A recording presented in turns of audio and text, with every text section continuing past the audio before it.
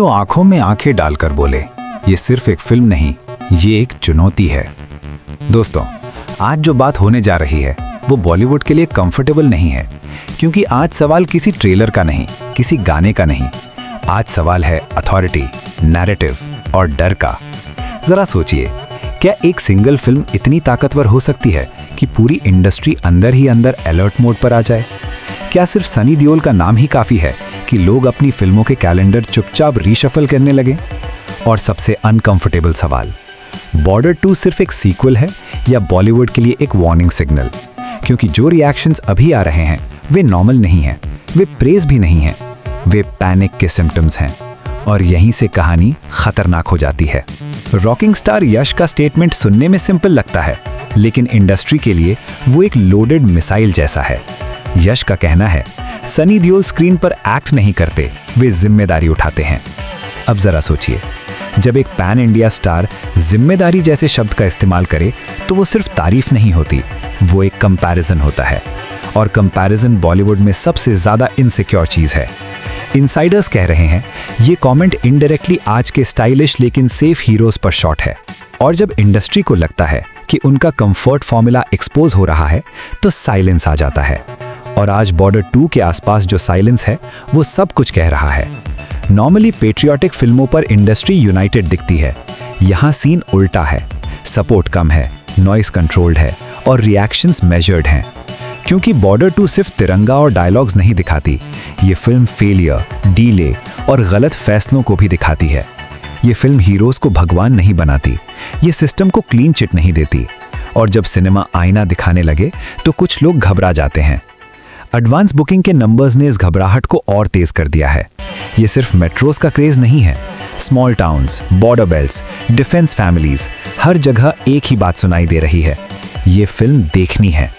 Industry कह रही है ये हाइप नहीं, ये इमोशन है। और जब इमोशन बॉक्स ऑफिस से टकराता है तो सिर्फ कलेक्शन नहीं बनता, स्टेटमेंट बनता है। सनी देओल का किरदार इस बार न चीखता है, न भारी भरकम डायलॉग्स मारता है। उसकी ताकत उसकी खामोशी है। सूत्र कह रहे हैं कुछ सीनों में बैकग्राउंड म्यूजिक भी नहीं है, सिर्फ सनी खड़े होते हैं और थिएटर में सांस तक रुक जाती है।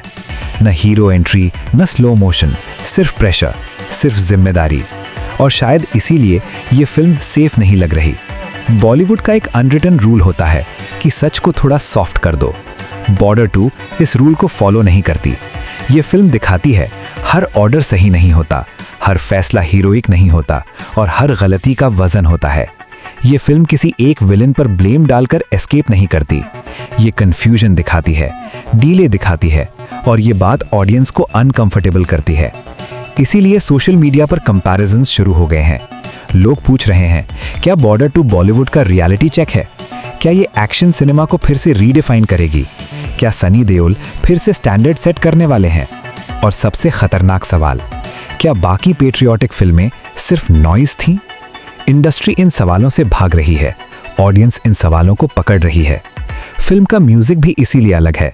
ज्यादा जगह साइलेंस है, क्योंकि साइलेंस कंट्रोल दिखाता है और कंट्रोल ही पावर होता है।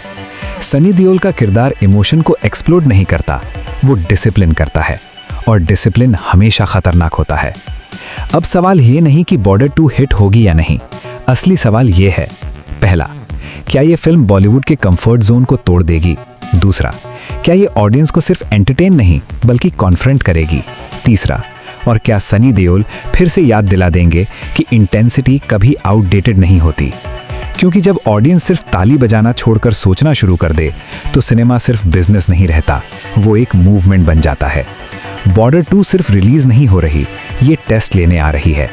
अब फैसला आपका है, ये सिर्फ एक और पेट्रियाटिक फिल्म है या फिर बॉलीवुड के लिए एक लाउड वार्निंग?